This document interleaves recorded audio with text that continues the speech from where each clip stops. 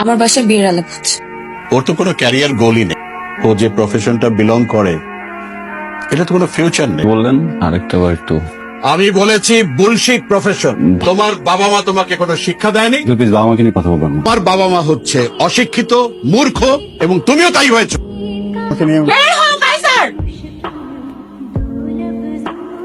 আমাকে কি একবার নাম ধরে ডাকবে?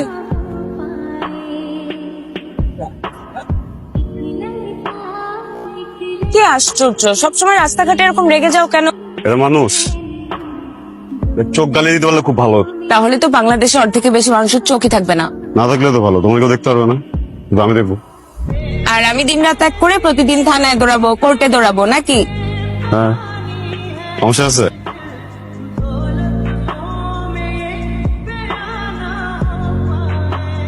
বাড়িওয়ালা এত প্রেশার দিচ্ছিল, সরি। প্রকাশক কি বললো? মিষ্টি কথায় কাজ হবে না, এক হাতে পাণ্ডুলিপি দিন আর এক হাতে টাকা নিন।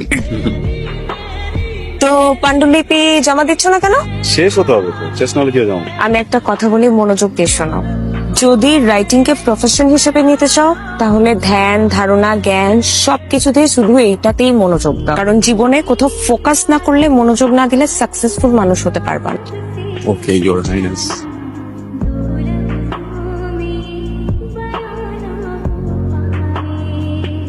হ্যালো, ওয়ালাইকুম আসসালাম। তো দুলাভাই আমার সামনেই আছে। আপনার জাভেদ সাহেবের কথা মনে আছে? যে গণপূর্তের ওনার ছেলে আপনার জন্য আপনার সাথে কথা বলতে চান। আমার বাসায় বিয়ের আলাপ হচ্ছে। কি হলো? সবকিছু যোগ যোগ যোগ হিসেবে নিতে নিতে সিরিয়াস টপিক গুলো যোগ মনে হয় তোমার, তাই না? বুঝতে পেরেছি। এখন তুমি জানতে চাচ্ছ এই বিষয়ে আমি কি করব। তুমি আমার জন্য অনেক ইম্পর্টেন্ট। আমি আমার পুরোটা লাইফ তোমার সাথে থাকতে চাই। কাইজান, বাবার সাথে সাবধানে ভালো করে সুন্দর করে কথা বলবা কিন্তু। বাবা কাইজান, তোমরা একটু বসো, আমি চা বানিয়ে নিয়ে আসি। ঢাকায় থাকো? জি, স্কুলের সার্টিফিকেট পাওয়া পর্যন্ত মফস্বলে বড় হয়েছে। এবার তো আব্বা মা মারা গেলেন, পরে ঢাকা চলে আসছি। আত্মীয় স্বজন বহল তবিয়তে আছেন। মানে আমার বাবার যা কিছু ছিল সবকিছু দখল করে ওনারা ভালো আছেন। আমি প্রশ্নের কাছে যেটা শুনলাম, তুমি জব করতে চাও না, বিজনেস করতে চাও না। জব বা বিজনেস কিছুই করবে না। বাবা অ্যাজ আ রাইটার কিন্তু ও অনেক পপুলার। মানুষজন বলে একদিনও হুমায়ুন আহমেদের মতো বড় হবে। একদিন? এখন তো না। ওর তো কোনো ক্যারিয়ার গোলই নেই। ও যে প্রফেশনটা বিলং করে এটা তো কোনো ফিউচার নেই। একটা বুলশিট প্রফেশন। বললেন আরেকটা বার একটু। আমি বলেছি বুলশিট প্রফেশন। ভালো কোন প্রফেশন মনে হয় আপনার কাছে? দুর্নীতি করা, ঘুষ খাওয়া। আপনি আপনার বুকে হাত দিয়ে বলেন তো, এই যে আপনার বাড়িতে আপনি এরকম দামি সোফা রেখেছেন, লাইফস্টাইল মেনটেন করেন, আপনি যে স্যালারি পান ওটাতে যায়? কাইজার, এটা দেখার দায়িত্ব কি তোমার? তুমি কার সাথে কথা বলছো জানো? আমি একজন ঘুষখোরের সাথে কথা বলছি। তোমার বাবা মা তোমাকে কোনো শিক্ষা দেয়নি। প্লিজ বাবা মাকে নিয়ে কথা বলবেন না। তোমার বাবা মা হচ্ছে অশিক্ষিত, মূর্খ এবং তুমিও তাই হয়েছো। উনি একটা বয়স্ক মানুষ, উনি না হয় তোমার কোনো কথায় বিরক্ত হয়েছে, তাহলে একটু মুখটা বন্ধ করে রাখো। প্রফেশন নিয়ে কথা বলবো। মুখ বন্ধ করো কাইজার। কাইজার বেশ বাসা থেকে বের হবো। এটা কোনো ওয়ার্নিং না, এটা আমার ফাইনাল ডিসিশন। আমার সাথে আর কোনো ধরনের যোগাযোগ করবে না, বের হও। আমি তো বাবা মাকে নিয়ে বের হও কাইজার।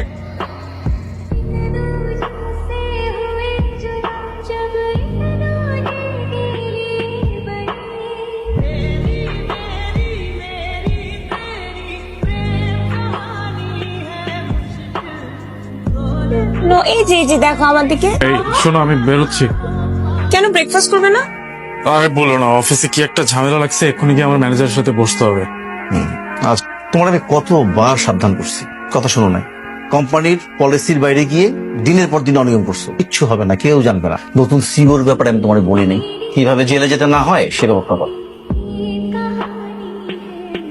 স্যার আজ দেখা করতে পারবেন না। আপনার কিছু বলার থাকলে আপনি তদন্ত করুন। কি হয়েছে তোমার? বলো আমাকে। অফিসের একটা ফাইন্যান্সিয়াল প্রজেক্ট নিয়ে অনেক বড় ঝামেলা হয়ে গেছে।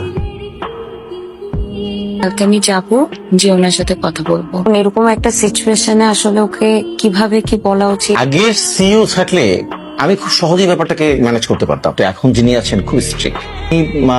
তার সাথে দেখা করে সরাসরি কথা বলেন, আপনাদের যে সন্তান আছে ওই ব্যাপারটা ওনাকে বুঝিয়ে বলেন, দেখেন যদি তাকে নরম করা যায় আর কি।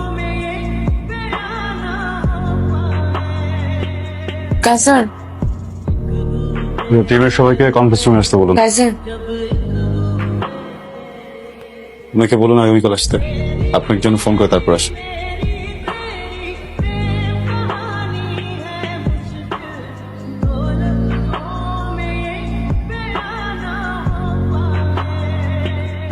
বছরটা দিতে হবে, হ্যাঁ রেল করে বেরিয়ে দিন সম্মত। আপু আপনার কালকে আসেন, হ্যাঁ? বসুন। তুমি প্লিজ আরেকবারের জন্য লাস্ট ট্রাই করবা, আমার লাস্ট। তুমি প্লিজ আরেকটা বার একটু কথা বলে দেখো। প্লিজ বলুন, ভিতরে যাবেন ম্যাডাম। আমার সাথে কথা বলার জন্য কি 5টা মিনিট সময় নেই তোমার হাতে? ম্যাডাম ম্যাডাম অফিসার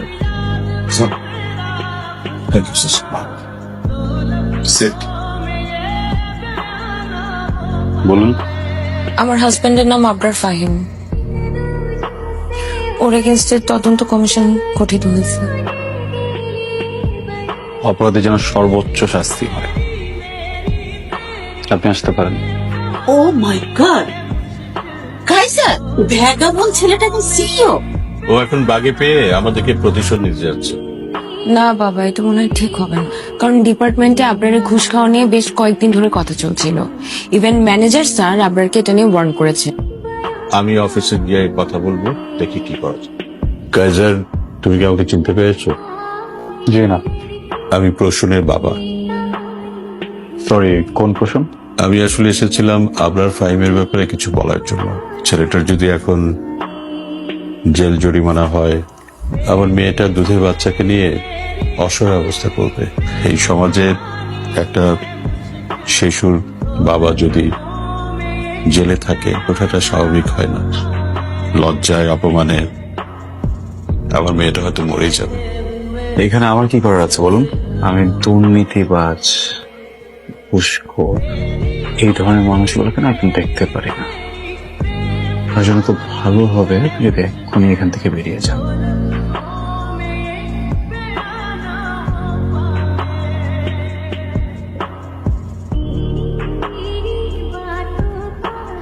তুমি কি চাও আমার থেকে? আমার জীবনটা কি তুমি তুলছো? কি করলে তোমার একটু শান্তি হবে বলো তো?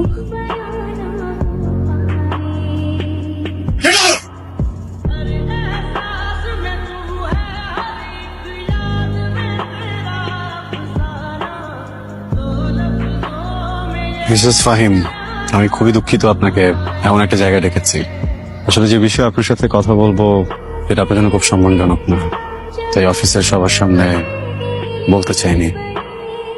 বেশ কয়েকবার অফিসে এসেছেন আমার সাথে কথা বলার জন্য, কিন্তু আমি আপনাকে সময় দেইনি।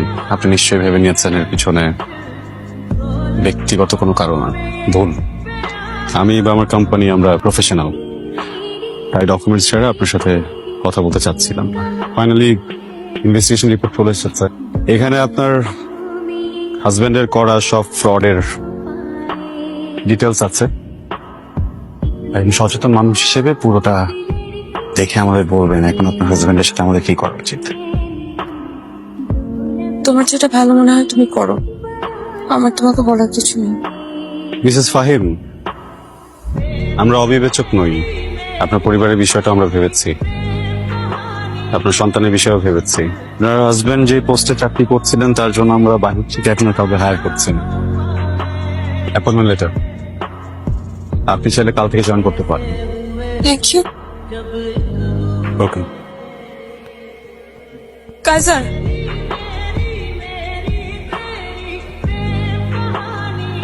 আমাকে কি একবার নাম ধরে ডাকবে? গুড লাক প্রসন্ন।